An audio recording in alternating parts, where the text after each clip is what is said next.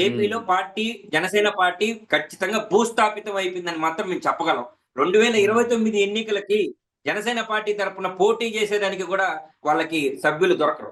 ఖచ్చితంగా హ్మ్. దొరకరు సార్. పార్టీ అయిపోయింది. ఎందుకంటే దాన్ని దాన్ని ఎవరో చేయలే. స్వయంగా పవన్ కళ్యాణ్ గారు ఆయన నెత్తిన ఆయన మట్టి పోసుకున్నారని చెప్పాలి. హ్మ్.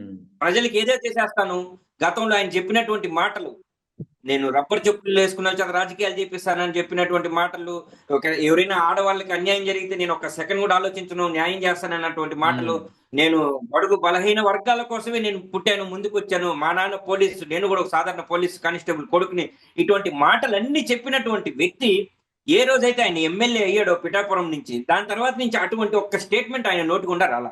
ఆ హ్మ్. రోజు నుంచి ఆయన ఆయన స్పెషల్‌గా ఆయన ఏం పాటిస్తున్నారు? నేను హిందువుని. నేను ఒక హిందూ ధర్మానికి అంతకుముందు అంతా మళ్ళీ ముస్లింలతోటి, క్రైస్తవులతోటి అన్ని తిరిగారు హ్మ్. గదా! అన్ని క్రిస్మస్ వేడుకలు జరుపుకున్నారు. రంజాన్ వేడుకలు జరుపుకున్నారు. ఇఫ్తార్ విందులకెళ్లారు. మళ్ళీ ఈ రోజు నేను ముస్లింతో నేను అలా అలాయ్ బలాయ్ చేసుకోలేను. నేను అలా పక్క ప అందరి నాయకుల్లాగా కాదు. నేను మాత్రం సనాతని హిందూ అని చెప్పి హ్మ్. బీజేపీ ఏదైతే అక్కడ బీజేపీ నుంచి ఈయనకి ఏదైతే గైడ్‌లైన్స్ వస్తున్నాయో, అవి మాత్రమే మాట్లాడుతున్నటువంటి పరిస్థితిలో మైనారిటీ సోదరులందరూ గూడా సైలెంట్. ఇంక ఈ పార్టీకి మనం కష్టపడాల్సిన అవసరం లేదు. ఆ పార్టీ కోసం ఆ పార్టీని ముందుకు తీసుకెళ్లాల్సినటువంటి పరిస్థితి లేదన్నది ఆంధ్రప్రదేశ్‌లో స్పష్టంగా పవన్ కళ్యాణ్ గారికి గూడా తెలుసు.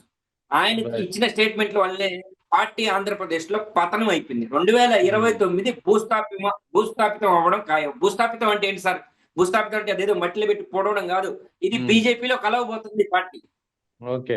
ఇది ఖచ్చితంగా బీజేపీలో విలీనం అయిపోద్ది. ఎందుకంటే అక్కడ బీజేపీ వాళ్ళ హిందువుల గురించి మాత్రమే వాళ్ళు పోరాటాలంటారు. కానీ అక్కడ గూడా ఎటువంటి హిందువుల గురించి వాళ్ళు చేసే పోరాటాలు ఏమి లేవు. అవి కూడా పెద్ద స్కామ్‌లే. బీజేపీ చేసేది కూడా హ్మ్. స్కామ్‌లే. వాటిలో ఈయన కూడా త్వరలో భాగస్థుడు కాబోతున్నాడు.